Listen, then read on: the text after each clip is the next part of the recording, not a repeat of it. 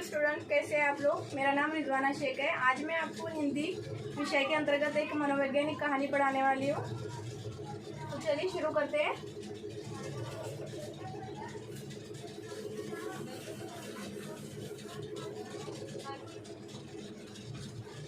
आज की डेट बताएगा कोई? किसी को पता है आज की डेट क्या है?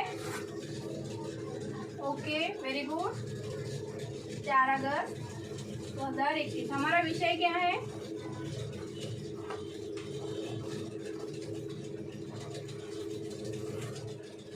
हिंदी।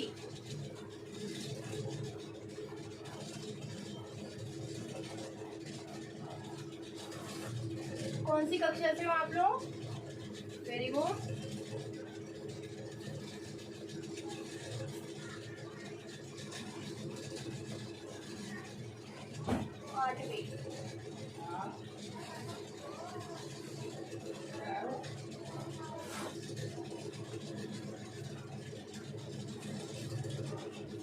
तो हम लोग हिंदी इस विषय के अंतर्गत एक मनोवैज्ञानिक कहानी पढ़ने वाले हैं जिसका नाम है मेरा विद्रोह।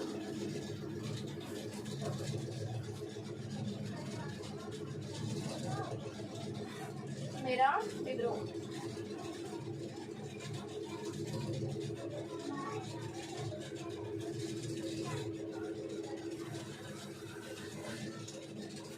विद्रोह। तो विद्रोह इस शब्द का अर्थ बताएगा कोई? पता है किसी को? विद्रोह का अर्थ होता है खिलाफ जाना।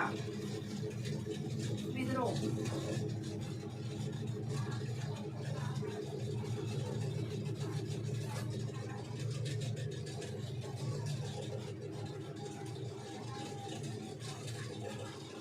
खिलाफ। तो ये मेरा विद्रोह ये मनोवैज्ञानिक कहानी है जिसके लेखिका सूर्य बालाजी है। सूर्य बालाजी जो हमारी जानी मानी और प्रसिद्ध लेखिका है, जिसके द्वारा यह लिखी गई है। इसके अंदर एक 2 पात्र दिए गए हैं, एक छोटा बच्चा और उसके पिता। तो पिता और उसके बच्चे के जरिए हमें इस कहानी को समझाने की कोशिश की है सूर्य बालाजी ने। तो चलिए हम देखते हैं।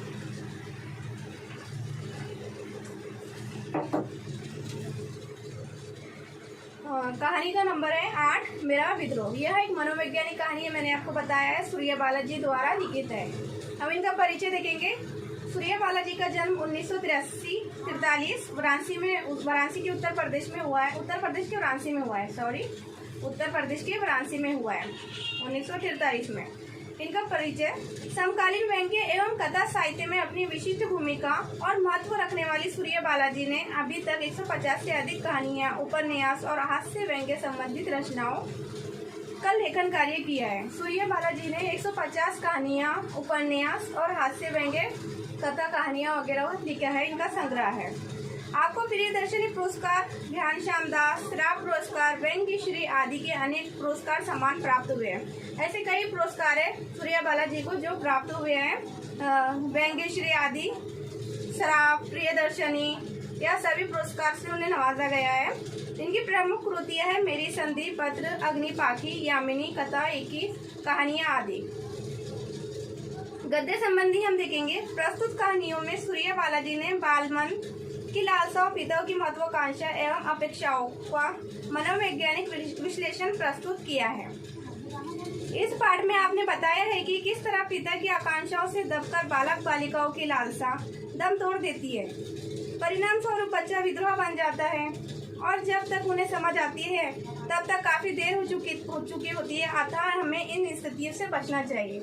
सूर्य बालाजी ने इस कहानी के द्वारा हमें ये संदेश दिया है कि जब बच्चे के ऊपर जोर जबरदस्ती की जाती है, जब उनके माता पिता द्वारा बच्चों के ऊपर जोर जबरदस्ती की जाती है, उन्हें डांट फटकार किया जाता है, तो बच्चे उसे अलग वे में लेकर माता पिता को गुनहगार समझने लगते हैं, माता पिता को गलत समझने लगते हैं और अपना एक अलग ही स्थान बना लेते हैं और माता पिता से दूरी इख्तियार कर लेते हैं। तो सूर्यमाला जी ने यही बताने की कोशिश की है कि जब माता पिता हमारे लिए जो कुछ भी करते हैं हमारी भलाई के लिए करते हैं।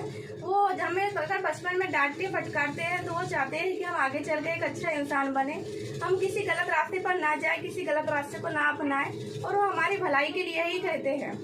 तो आगे चल के बच्चे को ये सब समझ में आता है। जब बचपन में वो छोटा होता है माता पिता की डांट फटकार उन्हें समझ नहीं आती है, लेकिन बाद में चल के उन्हें समझ आता है कि माता पिता ने ये सब हमारे अच्छे के लिए किया था, हमारी भलाई के लिए किया था। लेकिन जब उसके लिए बहुत देर हो चुकी होती है, जब बहुत देर हो जाती है, तब उन्हें समझ आता है कि उनके माता पिता उनके लिए सही थे।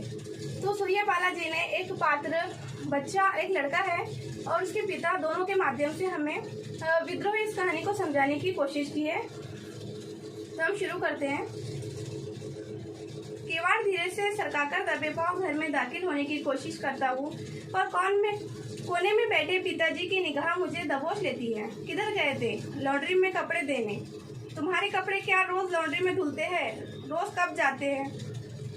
जब बच्चा, हो सकता है बच्चा कहीं बाहर गया हो और वो अंदर आना चाह रहा हो, पर वो ये सोच रहा है कि मैं अंदर जाते समय मेरे पिताजी की नज़र मुझ पर ना पड़े। हो सकता हो बच्चा अपने पिताजी से डरता हो, उसके पिताजी उसे डांटते हो, फटकारते हो, इसीलिए वह चाहता है कि उसके पिताजी की नज़र उसके ऊपर ना पड़े और वो धीरे से चुपचाप से किवाड़ हटाकर, धीरे से किवाड़ खोलकर अंदर चला जाए।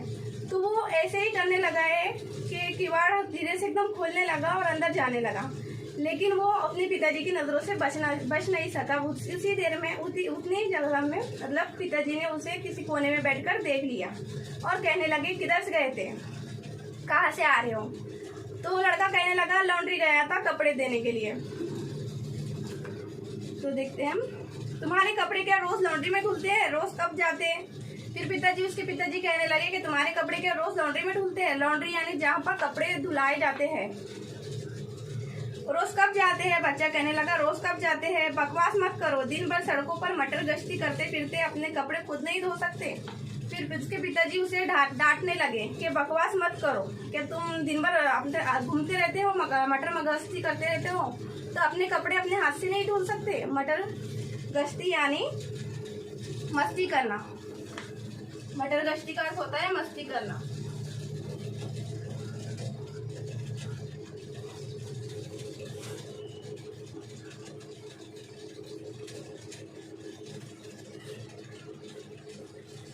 तो उसके पिताजी कहते हैं कि तुम दिन भर घूमते रहते हो, ऐसे ही बेकार घूमते रहते हो, मटर गश्ती करते रहते हो, तो क्या अपने कपड़े अपने हाथ से नहीं धो सकते? तो बच्चा हूँ कह के ऐसे ही उसने इशारा किया, ऐसे कह के गुनगुनाता हुआ चला गया। तो चलिए हम देखते हैं। मैं गुनता हुआ ठीक सा अंदर आ जाता हूँ। वे कहता है कि मैं हूँ करके गुनता हुआ, मतलब कुछ मुंह के अंदर बड़बड़ाता हुआ वो अंदर आ जाता है। मन तो करता है कि उन पर जवाबों के तीर चलाऊं, पर जानता हूँ परिणाम वही होगा, उनका दहाड़ना, गरजना, मेरे कई घंटों के लिए घर से गायब हो जाना और हफ्तों हम पिता पुत्र का एक दूसरे की नजरों से बचना, सामना पड़ने पर मेरी मिठाई से गुजर जाना, माँ का रोना धोना और पूर्व कर्मों के दोष देते हुए लगातार बिसरते चले जाना। लड़का कहता है कि जब पिताजी ने मुझे कहा है कि दिन भर मटर गश्ती करते रहते हो, कि तुम अपने हाथ से अपने कपड़े नहीं धो सकते, तो लड़का हूँ करके चला गया। उसके मन में कई सवाल आए कि उसके पिताजी को जवाब दे, उल्टा का जवाब दे, उन्हें बोले। लेकिन वो जानता था कि अगर वो कुछ बोलेगा, अगर वो पिताजी का जवाब देगा, उल्टा का जवाब देगा, तो वे उसे सजा देंगे, डांटेंगे, फटकारेंगे, 36 बातें सुनाएंगे और फिर वे बातें सुनने के बाद में घर से गायब हो जाएगा। 8-10 दिन घर से गायब रहेगा, फिर वापस आएगा और फिर उसकी माता जो उसकी माँ है, तो वो फिर अपने आप को कोसते बैठेंगी कि मैंने कर्म किए थे वगैरह वगैरह, यही सब होने वाला है। तो वे कहता है कि मेरा चुप रहना ही भला है। ठीक याद नहीं आता है कि ये सिलसिला कब से और कैसे शुरू हुआ। मैंने तो अपने आप को जब से जाना, ऐसा ही विद्रोह, उद्दंड और ढीठ बचपन मेरे लिए बिल्कुल एक शहद के प्याले जैसा ही था, जिसे होठों से लगाते लगाते ही पिता के महत्वाकांक्षा का जहर उससे प्याले में घुल गया। महत्वाकांक्षा यानी इच्छा, उद्दंड का अर्थ होता है जीत। लड़का कहता है कि मेरे लिए तो पहले ठीक से तो मुझे पता ही नहीं है कि मैं ऐसे कैसे हो गया, मैं विद्रोही कैसा हुआ। मैं तो अच्छे से चल रहा था, मतलब ऐसे ही सिलसिला चल रहा था। मुझे पता नहीं कि मैं अचानक से ही ऐसे ढीठ कैसे हो गया, विद्रोही कैसे हुआ हूँ। मेरा बचपन तो बिल्कुल शहद जैसा था, शहद के प्याले जैसा था, और ना जाने कब उसके पिता की महत्वाकांक्षाओं ने, पिता की इच्छाओं ने उसे विद्रोही बना दिया। अभी भी वह दिन याद आता है जब माँ ने बोला, सवारे किताबें का नया बैग मेरे कंधों पर लटका मुझे पिताजी के साथ साइकिल पर बैठाकर स्कूल भेजा था। पिताजी तमाम दौड़ धूप कर मुझे कॉन्वेंट में दाखिल कराना पाने में सफल हो गया। लड़का कहता है कि अभी भी मुझे वो दिन याद आता है जब पहली बार पिताजी ने मेरा दाखिला करवाया था। माँ ने मेरे लिए नया बैग, किताबें और मेरे कंधे पर लाद कर पिताजी के साथ में साइकिल पर बिठाकर भिजवाया था, और पिताजी भी मेरा दाखिला करवाने के लिए सफल हो गए थे। मुझे आज भी वो दिन याद आता है। मैं अंग्रेजी माध्यम से पढ़ने लगा। घर में पूरी तौर से हिंदी वातावरण, क्लास के जिन बच्चों के घरेलू माहौल भी अंग्रेजियत से युक्त थे, उन पर ही शिक्षाएं भी शाबाशी के टोकरे उछलते, क्योंकि वे छोटी उम्र में ही धारा प्रवाह अंग्रेजी बोलते। लड़का कहता है कि मेरे घर में पहले से ही हिंदी का वातावरण था। उसके घर में हिंदी बोली जाती थी, मतलब अगर जिसके घर में जो भी भाषा बोली जाती है, बच्चे पर सबसे पहले प्रभाव उसका ही पड़ता है। तो बच्चा कहता है कि मैं एक हिंदी परिवार से था, मैं हिंदी माध्यम से था, मेरे घर में हिंदी बोली जाती थी और मुझ पर जुल्म किया गया, और मुझे एक अंग्रेजी माध्यम के स्कूल में मेरा दाखिला करवा दिया गया, जहाँ सभी अंग्रेजी माध्यम के लोग पढ़ा करते थे। और वो उनके घर में अंग्रेजी बोले जाने के कारण वो भी एकदम धारावाहिक, यानी फ्लुएंटली, बिना रुके इंग्लिश बोलते थे, और सारी टीचर्स की शाबाशी भी वो ही ले जाते थे, और मैं उदास बैठा रहा जाता था क्योंकि मैं हिंदी माध्यम से था। माँ मुझे अच्छी तरह पढ़ा सकती थी, पर अंग्रेजी माध्यम होने की वजह से लाचार थी। अतः सारी मेहनत पिताजी ही करते, मेरी इच्छा नहीं रहती थी उनसे पढ़ने की, मगर माँ की बात नहीं टाल सकता था। ऑफिस से आने के साथ ही सारी किताबें, कॉपियाँ साइज मुझे घेर कर पढ़ाना रटाना शुरू कर देते थे। लड़का कहता है कि मेरी माँ मुझे पढ़ाना चाहती थी, लेकिन वो पढ़ा नहीं सकती थी क्योंकि वो हिंदी माध्यम से थी और बच्चे को इंग्लिश माध्यम के स्कूल में दाखिला करवाया गया था।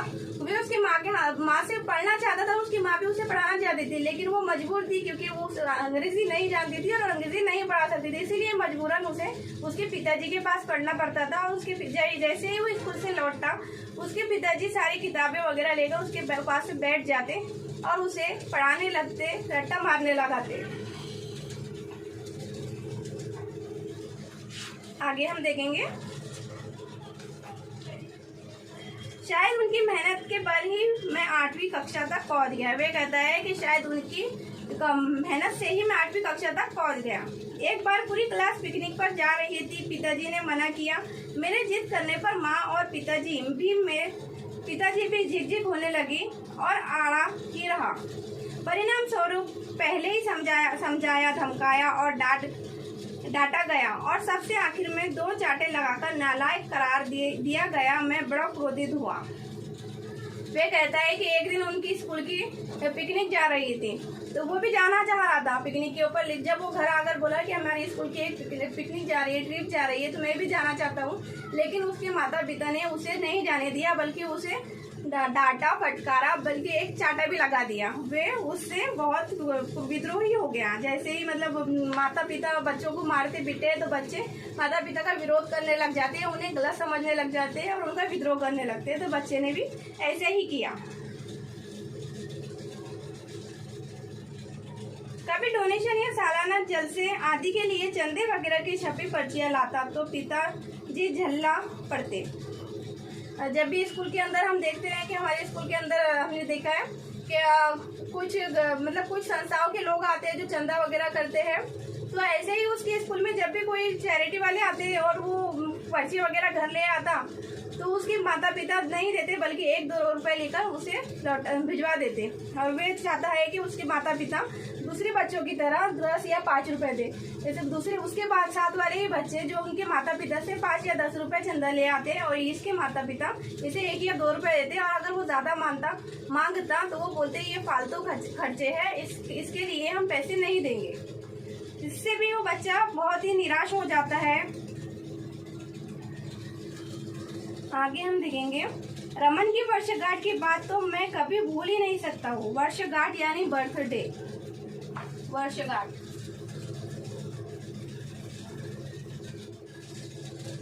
जन्मदिन,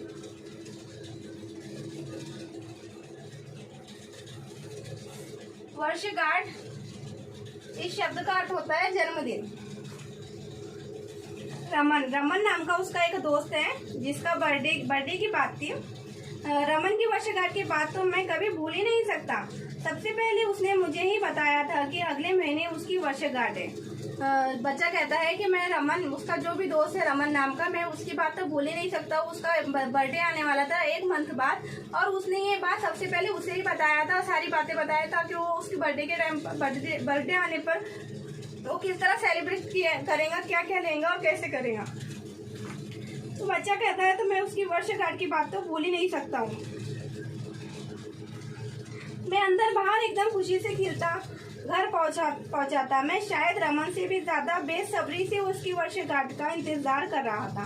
वे कहता है कि मैं रमन से भी ज्यादा, जिसका जन्मदिन था, मैं उससे भी ज्यादा उसकी वर्षगांठ का इंतजार कर रहा था, क्योंकि रमन ने अपनी वर्षगांठ की तैयारियों का जो चित्र खींचा था उसने मुझे पूरे 1 महीने से बेचैन कर रखा था। यानी रमन ने जो उसके सामने बातें किया था कि मैं अपने बर्थडे पर ये सब करने वाला हूँ, ये लेने वाला हूँ, ऐसे करने वाला हूँ, ऐसी सजावट करने वाला हूँ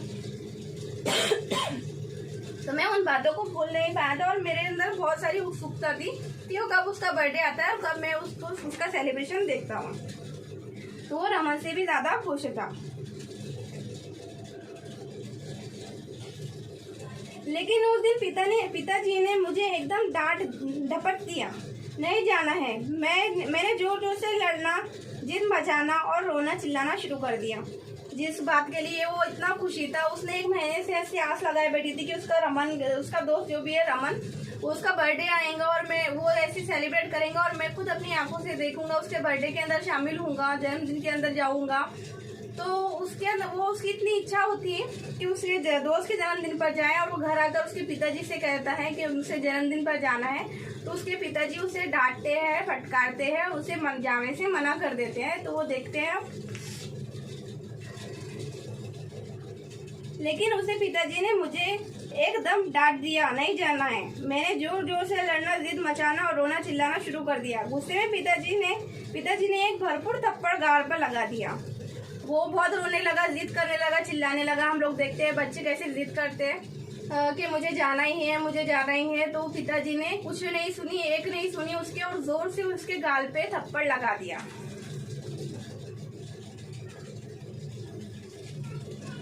गाल पर लाल निशान उभर आए। उस दिन पहली बार माँ ने मेरे गालों पर उंगलियां फेरा रो पड़ी थी और पिताजी से लड़ पड़ी थी। पिताजी को भी शायद पछतावा हुआ हो। माँ ने मेरा मुंह धुलाया, गाल पर दवाई लगाई और बाजार से बिस्कुट का एक डिब्बा मंगवाकर पिताजी के साथ रमन के घर भिजवा दिया। जब पिताजी ने उसके गाल पर थप्पड़ लगाया तो उसका गाल एकदम लाल हो गया था। जब उसकी माँ ने देखा है कि बच्चे का गाल लाल हो गया तो वो एकदम रोने लगी और पिताजी पर बहुत गुस्सा करने लगी। हो सकता हो, वो कहता है कि हो सकता हो मेरे पिताजी को भी इस बात का पछतावा हो, उन्हें भी दुख हो रहा हो मैंने के थप्पड़ लगाया है। फिर उसकी माँ ने बाजार से बिस्कुट मंगवाया, बिस्कुट का एक डिब्बा मंगवाया और बच्चे के हाथ में दिया और उसके पिता के साथ में साइकिल पर बिठाकर रमन के जन्मदिन पर भिजवा दिया। रमन के पापा दरवाजे पर ही मिल गए। खूब खुश होकर उन्होंने रमन को बुलाया। फिर उनकी रुष्टि गालों पर पड़ी। पिताजी जल्दी से बोले, आते आते सीढ़ियों से गिर गया, पर मैंने कहा तुम्हारे दोस्त का जन्मदिन है, जरूर जाओ। जब ये दोनों पिता पुत्र रमन के बर्थडे पर पहुंचे तो रमन के पिताजी दरवाजे पे ही खड़े थे और अचानक रमन के पिताजी की नजर बच्चे के गाल पर पड़ी और वो पूछने लगे। तो पूछने से पहले ही बच्चे के पिता ने उनसे कहा कि अरे आते आते वो सीढ़ियों पर गिर गया था, लेकिन फिर भी मैंने कहा है कि तुम्हारे दोस्त का जन्मदिन है तो जाओ। मतलब उन्होंने झूठ कहा था और वह झूठ सुनकर बच्चे को और भी ज्यादा आक्रोश आने लगा। मेरा दिमाग गुस्से से पागल हो गया। मन किया जोर से चीख पड़ूं रमन के पापा के सामने ही कि ये झूठे और मक्कार निर्दय और मुझे पीट कर लाए। वे कहता है कि मेरा तो मन हो गया कि मैं जोर जोर से चीख कर बोलूं कि ये झूठे हैं, मक्कार है, निर्दयी है। मैं गिरा नहीं हूँ, बल्कि इन्होंने मुझे पीट कर लेकर आया है। ये झूठ बोल रहे हैं। बोला कुछ नहीं, बस गुस्से से उन्हें घूरता रमन की उंगली पकड़कर अंदर चला गया।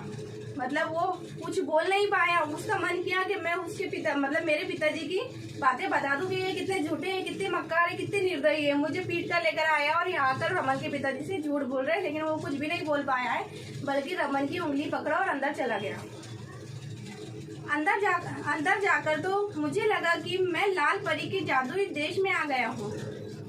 अब वो बोल रहा है कि अंदर जाकर मुझे ऐसा लगा कि मैं लाल परी के जादुई देश में आ गया हूँ। ढेर के ढेर झूले, झूलते रंग बिरंगे गुब्बारे, रिबन्स, रिजेक्ट, ट्रॉफियाँ, गुलदस्ते, साजसज्जा, उल्लास से हमेशा हंसते से उसकी मम्मी डैडी। घर लौटकर मैंने पहले प्रश्न माँ से यही किया, तुम और पिताजी मेरे जन्म क्यों नहीं मनाते? जब उसने देखा कि उसके रमन के जन्मदिन पर इतनी सारी तैयारियां की गई है, झूले, गुब्बारे वगैरह, रिबन्स वगैरह, ये सब सजाया गया है, केक काटा गया, उसके माता पिता उसके लिए इतने खुश थे, इतनी खुशी उसका जन्मदिन मना रहे थे। तो जब वो घर लौटा तो उसके मन में एक ही सवाल था। उसके माता पिता से वो एक ही सवाल करने लगा कि आप लोग मेरा जन्मदिन क्यों नहीं मनाते हो? आप देखते हैं उसके पिता क्या उत्तर देते हैं। उत्तर में पिताजी की झिड़की ने उसके प्रति उपेक्षा व आक्रोश को और भी बढ़ा दिया। जैसे ही उसने सवाल किया कि आप मेरा बर्थडे क्यों नहीं मनाते हो, तो पिताजी फिर से उसके ऊपर भड़कने लगे, फिर से उसे डांटने लगे और उसके पिताजी के डांट ने उसका आक्रोश फिर से बढ़ा दिया। शायद धीरे धीरे इसी उपेक्षा और आक्रोश का स्थान विद्रोह लेने लगा और यही गुस्सा, यही उपेक्षा वगैरह न जाने कब विद्रोह का स्थान ले लिया और बच्चे को खुद को ही नहीं पता चला। अनजाने में मेरे अंदर पिताजी का एक शत्रु पैदा हो गया, जो हर समय पिता को तंग करने की, दुखी करने और उनसे अपने प्रति किए गए अन्याय को बदला लेने की स्कीम बनाता। वे कहता है कि ना जाने कब मेरा आक्रोश और ये सब कब ना जाने कब विद्रोह बन गया और पिताजी के मैं खिलाफ हो गया और मेरे मन में यही योजनाएं आने लगी, यही स्कीमें आने लगी कि मैं पिताजी को कैसा दुख करूं, उन्हें ऐसा क्या करूं जो उन्हें दुख हो, उनसे मैं ऐसा क्या करूं जिससे मैं उनका ये सब बातों का बदला ले सकूं। तो वो पिताजी का दुश्मन बन गया, शत्रु बन गया। शत्रु मीन्स दुश्मन। घर में छोटी बहन शालू और उससे छोटे मंटू के आगमन के साथ ही तंगहाली और भी बढ़ गई थी। उसका एक छोटी बहन थी शालू और मंटू। उनके आगमन के साथ में उनके घर की तंगी और बढ़ गई थी। शायद इसी वजह से ज्यादा विद्रोही हो गया था। अब बात पर निपटना एक आम बात हो गई थी। धीरे धीरे पिटने का डर भी दिमाग से काफूर हो गया और मैं दुस्साहसी हो गया। पिताजी के हाथ उठाते ही घर से भाग खड़ा होता हूँ। वे कहता है कि मैं जब भी पिताजी मेरे घर मुझ पर हाथ उठाते हैं, मुझे डांटते हैं, मुझे मारने के लिए आते हैं, तो मैं फुल काफुर हो जाता हूँ। काफुर होना है यानी भाग जाना। मैं एकदम ढीठ हो गया हूँ। मतलब वो उसको आप पिताजी से डर नहीं लगता है, वो मार से नहीं डरता है, बल्कि पिताजी के हाथ से छूटकर भाग जाता है।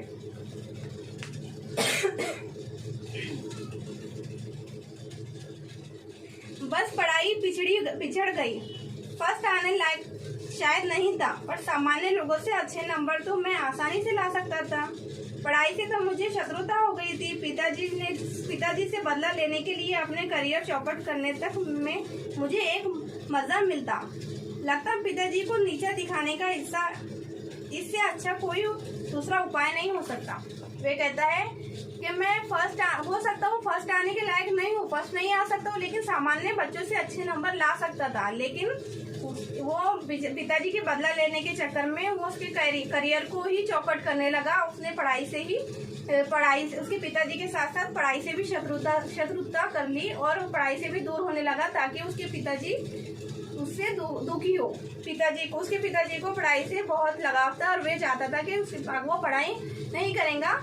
उसका मतलब उसने ये सोच बना लिया था कि मैं पढ़ाई नहीं करेंगे तो उसके पिताजी को उस बात का दुख होगा और वो ही इसका बदला होगा। मुझे याद है कि 5वीं कक्षा में 7वीं पोजीशन लाने के बाद 6ठी कक्षा में मैं मेहनत करके थर्ड आया था। ये कहता है कि मुझे याद है कि मैं पहले 5वीं कक्षा में 7वीं पोजीशन पर आया था और फिर उसके बाद में वो 3rd नंबर पर आया है। मतलब उसने मेहनत की है। पिछले साल से अच्छे नंबर लाने पर पिताजी खुश होंगे, पर वे रिपोर्ट देखते ही खींचे थे। चाहे कितने भी बोलकर पिला दूं, पर तू रहेगा थर्ड ही। मेरा मन अपमान से तल मिला गया। सोचा चीख कर कहूँ अगले साल मैं फेल हो जाऊंगा। वो कहता है कि मुझे याद है कि मैं 5वीं कक्षा में 7वीं पोजीशन पर आया था और जब मैं 6ठी में गया था तो मैं 3rd पोजीशन पर आया था। तो वो जब 7वीं पोजीशन से 3rd पोजीशन पर आया था तो उसे ऐसा लगा था कि मेरे पिताजी इस बात को सुनकर खुश होंगे कि 5वीं कक्षा में अपना बच्चा 7वें नंबर पर आया था और इस बार वो 3रे नंबर पर आया। हो सकता है अगली कक्षा में वो पहला नंबर ले आए, तो उसके बाद उस पिताजी इस बात से खुश होंगे। लेकिन ऐसा नहीं हुआ है, बल्कि उसके पिताजी ने उसे डांटा है, फटकारा है और उसे कहा है कि तू थर्ड ही रहेगा, तू इसी के लायक है।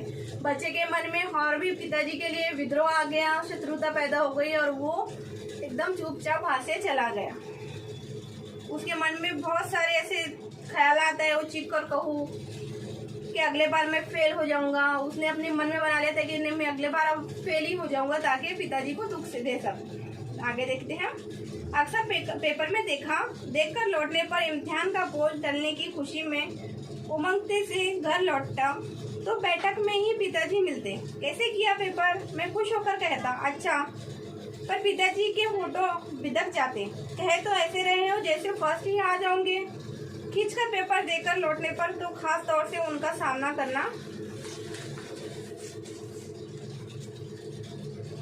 करने से कतराता था। अब हम सभी जानते हैं, जब भी हम पेपर देने के लिए जाते हैं और घर आने के बाद में जो भी हमारे छोटे भाई बहन और माता पिता हो तो हमसे सवाल करते हैं कि पेपर कैसे गया। ऐसे ही बच्चा पेपर देकर घर लौटता है और उसके पिताजी कहते हैं कि पेपर कैसे गया, तो वो कहता है कि अच्छा गया। तो उसके पिताजी कहते हैं कि कहे तो ऐसे रहे हो कि जैसे कि फर्स्ट आओगे। ऐसे ही पेपर उसके हाथ में जो भी प्रश्न पत्रिका होती है तो वो खींचते हैं और उससे पूछते हैं कि ये कैसे किया, वो कैसे किया, वगैरह वगैरह। वे कहते हैं वो कि ऐसे बोल रहे हो जैसे कि फर्स्ट ही आओगे। वे कहता है मैं इन सब बातों से बहुत कतराता था, चिढ़ता और माँ के सामने भुनाकर अपना आवेश व्यक्त करता। शालू मुझे बच्ची गलती थी। वे कहता है कि शालू मुझे बच्ची अच्छी लगती थी, पर जब से थोड़ी बड़ी होने के साथ उसने पिताजी माँ का कहना मानना, उनसे डरना शुरू कर दिया। मुझे उससे चमची से चीड़ आग हो गई। वे कहता है कि जो शालू उसकी छोटी बहन है वो उसे अच्छी लगती थी, लेकिन जब से वो थोड़ी बड़ी होने लगी और पिताजी का कहना मानने लगी, माँ का कहना मानने लगी, तो वो मुझे उन दोनों की चमची लगने लगी। मुझे उसका भी गुस्सा आने लगा, मैं उसका भी विद्रोह करने लगा। यानी जो पिताजी से वो जो चिढ़ता था, अगर उसकी छोटी बहन भी उसके पिताजी की बात मानने लग जाती थी तो वो विद्रोह करने लग जाता था, चिढ़ने लग जाता था। इस महीने पैसे की ज्यादा परेशानी है। टेरिकॉट की कड़क कॉलर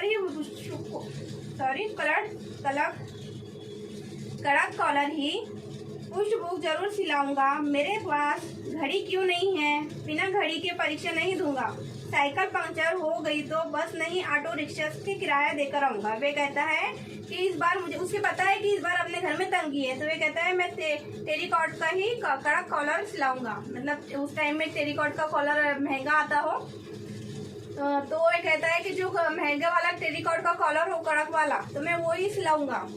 अगर उसकी साइकिल पंक्चर हो जाती है तो मैं बस पकड़ के नहीं आऊंगा, ऑटो रिक्शा से ही आऊंगा। अगर उसके हाथ पर घड़ी नहीं है तो उसके हाथ पर घड़ी क्यों नहीं है, सारे के सारे सवाल उसके मन में आने लगे। और वो कहता है कि मैं ऐसा कर पिताजी को दुख दूंगा, उन्हें तकलीफ दूंगा।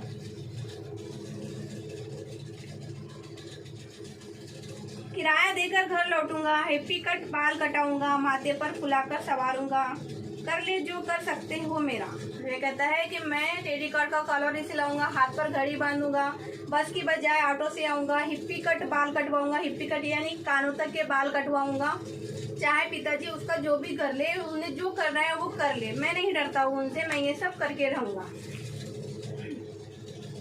कई बार मन करता है कि कोशिश करके एक बार फर्स्ट आ ही जाऊं, लेकिन तभी अंदर से कोई चीखता है, नहीं ये तो पिताजी की जीत हो जाएंगी। वे कहता है कि मेरे मन में ख्याल आता है कि कई पढ़ाई करके एक बार मैं फर्स्ट आ ही जाऊं, लेकिन वे कहता है अगर मैं फर्स्ट आ जाऊंगा तो उसके पिताजी की जीत हो जाएंगे, लेकिन क्योंकि उसके पिताजी को पढ़ाई से बहुत प्यार था, वे चाह रहे थे कि उनका बच्चा फर्स्ट आए और पढ़ाई में आगे हो। तो वे कहता है कि मेरे पिताजी तो खुश हो जाएंगे, उनको खुशी मिल जाएंगी, मैं तो उन्हें दुख देना चाहता हूँ। तो वो हमेशा अपने फैसले को बदल लेता, नहीं ये तो पिताजी की जीत हो जाएंगी, वे इसे अपने ही उपलब्धि समझेंगे। वे कहते हैं कि वो इसे अपनी ही उपलब्धि समझेंगे क्योंकि वही उसे पढ़ाते थे और खुश भी तो होंगे, मेरे उनकी खुशी से क्या वास्ता। ये कहते हैं कि वो खुश होते भी है तो मेरा उनसे क्या वास्ता है। अब उनका और कुछ वश नहीं है, नहीं चलता तो माँ को सुनाकर डहाड़ते थे, ठीक है मत पढ़े लिखे करे, सारे दिन मटर गश्ती, मैं इस इम्तिहान के बाद किसी कुली काबाड़ी के काम पर लगा दूंगा। वे कहते हैं कि अब उनका बस मुझ पर नहीं चलता है तो बेवजह ही माँ पर चिल्लाते हैं कि ना पढ़े लिखे, मैं भी पढ़ाई खत्म होने के बाद में किसी कुली के दुकान पर इसे लगा दूंगा।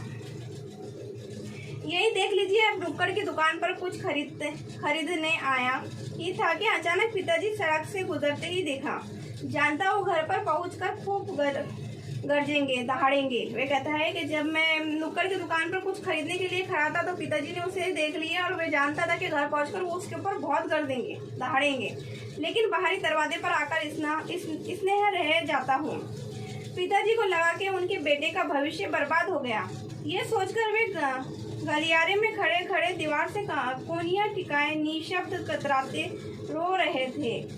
उसके पिताजी जब घर पहुंचे तो एक किसी कोने में कोनी दीवार से लगाए निशब्द मतलब रो रहे थे। वो निशब्द यानी बगैर कुछ कहे, वो मन में सोच रहे थे कि अब मेरे बच्चे का भविष्य बर्बाद हो गया है। वो अपने बच्चे के लिए बहुत दुखी थे और रो रहे थे। मैं सन्नाटे में खींचा आवाज खड़ा रह जाता हूँ। पिताजी का ऐसा बेहद निराश आकुल व्याकुल रूप मैंने इसके पहले कभी नहीं देखा। वे कहता है कि मैं ऐसे ही आवाज खड़ा हो जाता हूँ, मैंने कभी पिताजी का ऐसा व्याकुल रूप नहीं देखा, पिताजी को कभी मेरे लिए परेशान होते नहीं देखा। मैं ऐसा पहली बार हुआ है, मैंने पिताजी को मेरे लिए इतना व्याकुल देखा है। जिंदगी में पहली बार मैंने अपने पिता को इतना विवश, इतना व्यथित और इतना बेबस देखा। तो क्या पिताजी पहले भी कभी ऐसे ही अवश्य मजबूरियों के बीच रहे होंगे? मुझे लेकर वे कहता है कि अगर पिताजी को मैं पिताजी को इतना दुखी देख रहा हूँ, इतना विवश देख रहा हूँ, तो क्या पहले भी मेरे लिए इतने ही वो दुखी होंगे, इतने ही मेरे लिए फिक्रमंद होंगे? अब मुझे अपने किए पर पछतावा हुआ। पिताजी की दशा देखकर मैं मन ही मन दुखी हुआ। माँ से मिलकर मैंने सब कुछ बताया। आज माँ की खुशी का परावार न था, परावार यानी सीमा। माँ की खुशी का आज उस पर कोई सीमा नहीं थी। उसने मुझे गले लगाया, उसकी आंखों से आंसू झरने लगे। वे दुख के नहीं खुशी के थे। मेरी आंखों के विद्रोह अंगारे बुझने लगे। मेरे अपने ही आंसू की धार से मैं निशब्द कह रहा हूँ, पिताजी मैं संधि चाहता हूँ, पिताजी मैं संधि चाहता हूँ, मैं आपको गलत समझा, मुझे क्षमा कर दीजिए।